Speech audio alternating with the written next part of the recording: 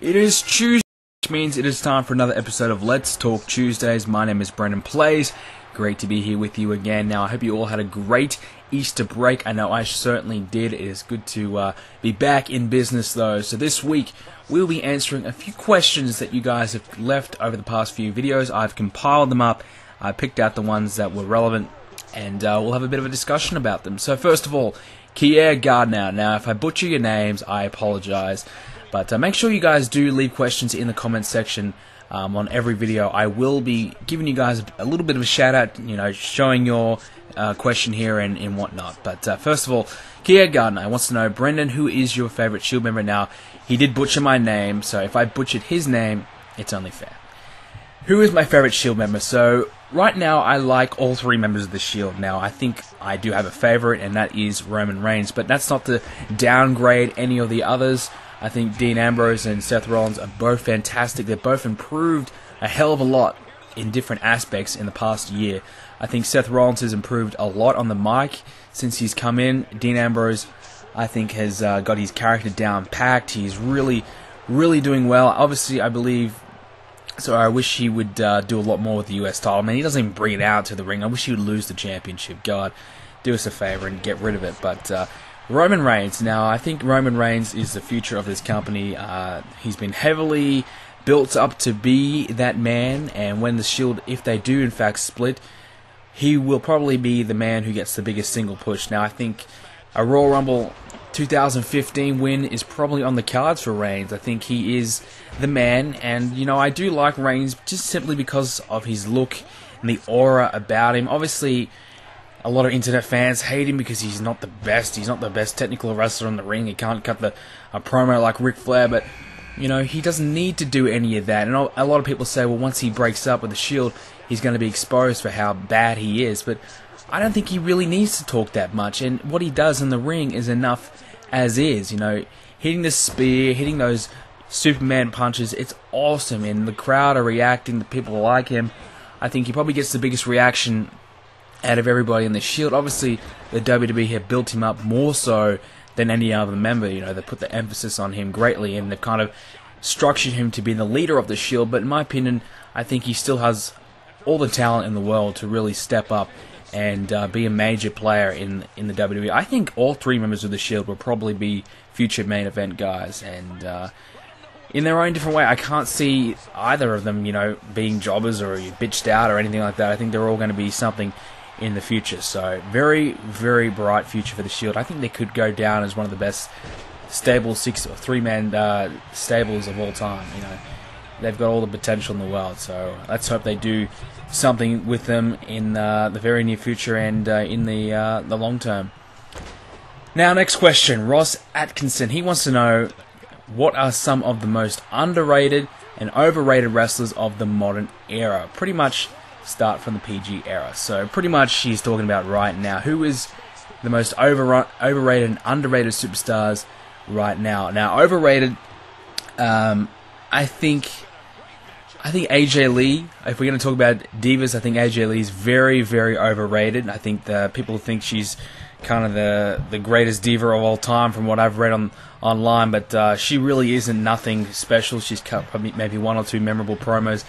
That's all she's really done. As a Divas champion, she was very forgettable. Her title reign was good for a few months there, but other than that, it was pretty much garbage. I think Wade Barrett is very, very overrated as well. Now, I can't really say too much because I didn't watch when he was on top of the world in Nexus, but from what I've seen in the past 3 years that I've been watching, he has done absolutely nothing to impress me whatsoever. Bad News Barrett is growing on me, so I will kind of give him that. But people say he's a promo god, and he's all this in the ring. I don't think he's any good at all in the ring. I think his matches they kind of bore me to tears, and I think he's really going to kind of work on his character. He's had that many gimmick changes in the past. You can't really get into the character because you never know. Probably 3 months down the line, it's going to change again, and he really needs to get a decent theme song. He's had about 10, and they've all sucked. So overrated as well. I think Damien Sandow is very overrated. I think many people believe he should be the next big thing. The next big main event guy. Obviously, he's great on the mic, but other than that, He's really nothing at all, once again, in the ring. Similar to Barrett, they may be able to talk, but they've got to be able to back it up in the ring as well. Promos can only get you so far. I mean, you can cut a good promo, but once you get exposed in the ring, people, may be getting into your character, but as soon as you enter the ring, nobody cares. Look at Fandango. People love the entrance, they love everything about him. As soon as he gets in the ring, nobody gives a shit. So that's one big problem those guys have.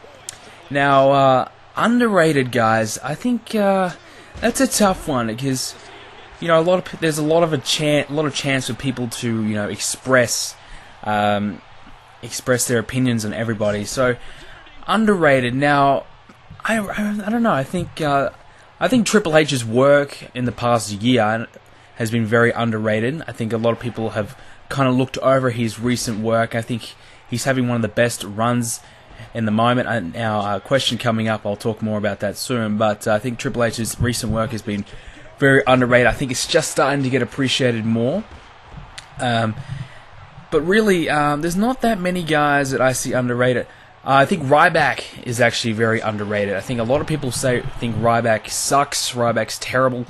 But I think Ryback has all the potential in the world to be a legitimate main event guy. I think Ryback, he's one of my favorites. I really enjoyed it when he was on top. I think I was so annoyed and angry when, they buried him basically. They pushed him back down and bitching him out to Cena. Got fed to Cena, and once he got fed to Cena, it was all over from there. Very disappointed that he's not really doing much, but this tag team with Ryback is starting to gain a little bit of momentum. And you saw on Raw, hey, he can go on commentary. It'd be funny. I enjoyed him on commentary. So he's got a lot of chance and a lot of ability. With the right chance, with the right opportunity, he could be something. And he's better than being, a jobber. That's probably really about it. I mean, a lot of guys that do work their ass off get the praise, like Dolph Ziggler, like Antonio Cesaro, like Seth Rollins. So a lot of guys that do, deserve the praise do get it. There's not that many guys that don't get the praise. I mean, there's a lot of guys that get hated on a lot. I think John Cena gets hated on a lot. I think he's probably underrated, when you think about it. A lot of people think he's overrated. I think he's underrated. I think people don't really appreciate what he can do on the mic and in the ring and how he can step it up. And I'm no Cena fan by all means, but I think he really doesn't get the credit that he deserves from most people. So, on top of my head, that's all I can think of. I'm sure I'll probably think of someone else when I finish this one, but we'll move on to the next question now. So, Scarlet McKnight, he wants to know why I was talking about the WrestleMania 30 Undertaker streak ending, and he wants to know what's up with everybody talking about Sting versus Taker. Do people even know if he's going to be in the WWE next year? Now, the whole Sting appearing on the WWE Network situation is kind of suggesting that Sting has, in fact, signed some kind of deal, or he's in talks, or he's in very good terms with WWE. So he's appeared on the WWE Network in the Ultimate Warriors documentary. So Sting is obviously in affiliation with the WWE in some kind of way. Now, will he come back for a match? I think that all really depends on The Undertaker. I think Sting would be very down for it. I think that's probably the whole reason why he's here. Maybe to have one more match and have that one big match in the WWE. Will it be any good? I don't think so. I think I touched on this with the Undertaker video, but I think Sting and Undertaker should happen. I think it's a dream match, and if Undertaker can go, I mean, why not? Put a 10-minute match on at WrestleMania. That's all it needs to be. It doesn't need to be a 25-minute classic. I think the story and the promos behind it enough will warrant the storyline for it. So I hope Sting signs. I hope we do see Sting, but I hope we don't see him in some kind of shitty way like GM or special guest host or something bullshit like that. Hopefully he comes back as the Sting that we all knew and loved. So final question is from Kia Gardner once again. He almost got my name right this time. He spelled it wrong. But Brendan, who is your favourite superstar at the moment in the WWE? Now, right now, I think it is Antonio Cesaro, whatever the hell you want to call it.